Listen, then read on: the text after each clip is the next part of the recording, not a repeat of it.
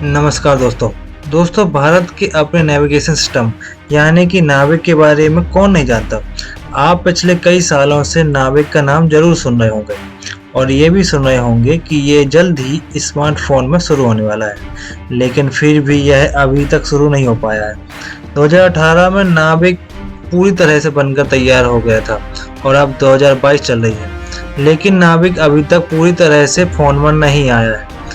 आज भी हम अपने स्मार्टफोन पर इस अमेरिका के जीपीएस यानी कि गूगल मैप को ही यूज कर लेते हैं, लेकिन अब भारत सरकार ने इसको लेकर बहुत बड़ा सख्त कदम उठा लिया है और हो सकता है कि आने वाले साल में यानी कि 1 जनवरी 2023 तक, और जब तक आपके फ़ोन में 5G सर्विस भी शुरू हो जाएगी, तब आपको आपके फ़ोन में नाविक की सुविधा भी मिलनी शुरू हो सकती है। तो दोस्तों, यह तो आपको पता ही है कि पिछले काफ़ी समय से भारत हर क्षेत्र में आत्मनिर्भर होता जा रहा है और लगातार विदेशी चीज़ों पर निर्भरता कम करने की कोशिश की जा रही है।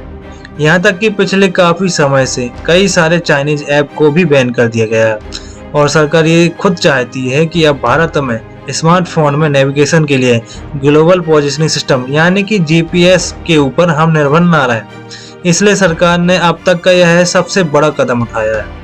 दोस्तों, आपको बता दें कि भारत सरकार के इस कदम के बारे में हम और भी आगे बताएंगे, लेकिन उससे पहले यह जानना बहुत जरूरी हो गया जाता है कि आखिर सरकार नाविक को इतना ज़्यादा बढ़ावा क्यों देती है और अमेरिकी जीपीएस को बाहर का रास्ता क्यों दिखाया जा रहा है, बल्कि वो ग्लोबल पोजिशनिंग वाला सिस्टम तो है।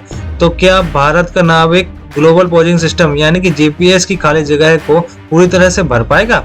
चलिए दोस्तों, इन्हीं सभी सवालों के जवाब तलाशने की कोशिश करते हैं। दरअसल भारत सरकार का कहना है कि नाविक को हमने इसलिए बनाया है क्योंकि हमें विदेशी उपग्रहों पर और उनकी नेविगेशन सिस्टम पर निर्भर न रहें और ख़ास तौर पर डिफेंस के क्षेत्र में जीपीएस जैसे सिस्टम पर हमेशा भरोसा नहीं किया जा सकता, क्योंकि यह उनके अपने देशों के सुरक्षा एजेंसियों के द्वारा ऑपरेट किया जाता है।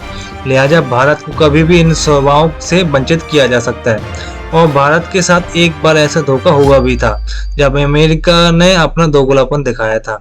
दोस्तों, यह बात मई 1999 की है।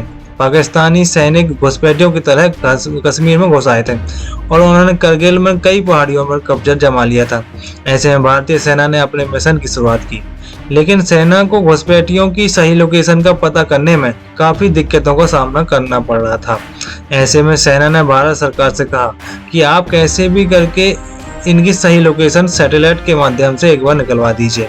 भारत सरकार ने इसको लेकर अमेरिका से मदद मांगी। दोस्तों, अमेरिका चाहता तो अपने जीपीएस सिस्टम से करगिल में छिपे दुश्मनों की सही जानकारी दे सकता था, लेकिन ऐसा नहीं हुआ। भारत सरकार की उम्मीदों पर पानी फेरते हुए अमेरिका ने ऐसा करने से मना कर दिया और तभी से भारत से ये महसूस हो गया था कि खुद का नेविगेशन सिस्टम होना कितना ज़्यादा जरूरी है। दोस्तों, भारत का नाविक नेविगेशन सिस्टम एक घरेलू सिस्टम है जो कि पूरी तरह से भारत के नियंत्रण में है, यानी कि किसी भी परिस्थिति में इसकी सेवा देने या वापस लेने का कोई भी जोखिम नहीं है। फिलहाल में नाविक का सीमित इस्तेमाल भी हो रहा है। इसे सार्वजनिक गाड़ियों पर निगाह रखने, गहरे समुद्रों पर जाने वाले मछुआरों को सावधान रखने और प्राकृतिक आपदाओं की स्थिति की जानकारी और नजर रखने में इस्तेमाल किया जा रहा है। अभी भारत सरकार स्मार्टफोन के अलावा अपने मंत्रालय को नाविक का इस्तेमाल करने के लिए बढ़ावा दे रही है। अलग अलग क्षेत्र में इसका उपयोग भी किया जा रहा है। भारत सरकार ने हाल ही में बताया था कि अपना नाविक सिस्टम भी अमेरिका के जीपीएस सिस्टम के जितना ही सटीक है और उससे के जितना ही ज़्यादा सटीक जानकारी देता है, और इसमें कोई दो राय नहीं है कि यह फ़ोन में पूरी तरह से काम करेगा या नहीं। और दूसरी बात, इसरो ने ज़्यादा टाइम लेकर ही इसको बनाया है और इसरो का अगर किसी चीज़ को बनाने में ज़्यादा टाइम लेती है तो उसमें खामियों की संभावना भी काफ़ी कम होती है। नाविक को 2006 में मंजूरी दी गई थी और इसका बजट था $17.4 करोड़।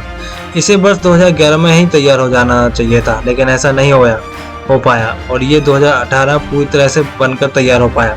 नाविक में 8 उपग्रह हैं जो 1500 किलोमीटर से भारत की पूरी जमीन पर नजर रखते हैं। दरअसल दूसरे नेविगेशन सिस्टम और नाविक में मेन रूप से इलाके की निगरानी करने का अंतर है। दूसरे जीपीएस सेवाएं दुनिया की सारे देशों में काम करती हैं और उनके उपग्रह दिन में 2 बार धरती का चक्कर लगाते हैं। इसके उलट नाविक केवल भारत और उसके आसपास के इलाकों में नजर रखता है। यानी कि ये भारत की जानकारी ज़्यादा सटीकता से प्रदान करेगा। भारत के अलावा दुनिया में 4 देश और हैं जिन्होंने अपना खुद का नेविगेशन सिस्टम बना के रखा हुआ है। अमेरिका के जीपीएस, रूस के पास गैलिलियो, यूरोप के पास गैलीलियो और चीन के पास बाइडू नेविगेशन सिस्टम है। वहीं एक और नेविगेशन सिस्टम है QZSS जो कि जापान का है और एशिया और सीनियर क्षेत्र में काम करता है। हालांकि यह मुख्य रूप से जापान पर ही ज़्यादा काम करता है। दोस्तों, अब आपको बताते हैं कि भारत सरकार का वो आदेश जिससे कई कंपनियां परेशान हो गई। भारत सरकार ने अब देश में जो भी स्मार्टफोन की कंपनियां उनको साफ साफ यह आदेश दे दिया है कि आप नए स्मार्टफोन में भारतीय नेविगेशन सिस्टम से लैस करना होगा और नाविक के सपोर्ट के साथ लॉन्च करना होगा। हालांकि सरकार के इस फैसले से कई मोबाइल कंपनियां जैसे सैमसंग हुई, एप्पल हुई, शाओमी हुई और वीवो हुई और भी कई अन्य कंपनियां जो कि मुश्किल में आ गई, क्योंकि कंपनियों की भी एक समस्या है, उन्हें अब अपने स्मार्टफोन में नाविक को सपोर्ट करने के लिए हार्डवेयर में बदलाव करना पड़ेगा, जिसकी लागत भी थोड़ी सी ज़्यादा है। और फिर सरकार में इन कंपनियों को एक डेडलाइन भी दे दी है कि आपको जल्द से जल्द नाविक को सपोर्ट करने वाला हार्डवेयर उसमें इंक्लूड करना पड़ेगा।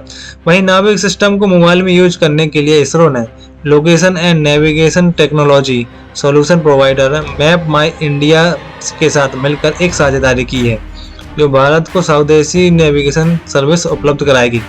इसरो के अनुसार डिपार्टमेंट ऑफ इसरो ने मैप माई इंडिया के साथ जो डील की है उसे नाविक भुवन जैसे स्वदेशी सर्विसों की मदद ली जाएगी।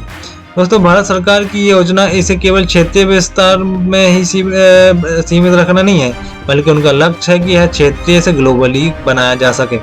नाविक के सिग्नल को दुनिया में पहुंचाने का लक्ष्य रखा गया है। हालांकि इससे न सिर्फ भारत में बल्कि भूटान, पाकिस्तान और श्रीलंका के देशों में इस्तेमाल किया जा सकता है। दोस्तों, नाविक के और भी फायदे हैं जो कि अब तक गूगल मैप से हमको नहीं मिल रहे थे। नाविक से खेती में भी मदद मिलेगी। इससे मिट्टी की गुणवत्ता, मौसम और जंगल में होने वाली दुर्घटना जैसे आग आदि में भी नजर रखी जा सकती है। इसके साथ साथ जानवरों पर भी नजर रखी जा सकती है।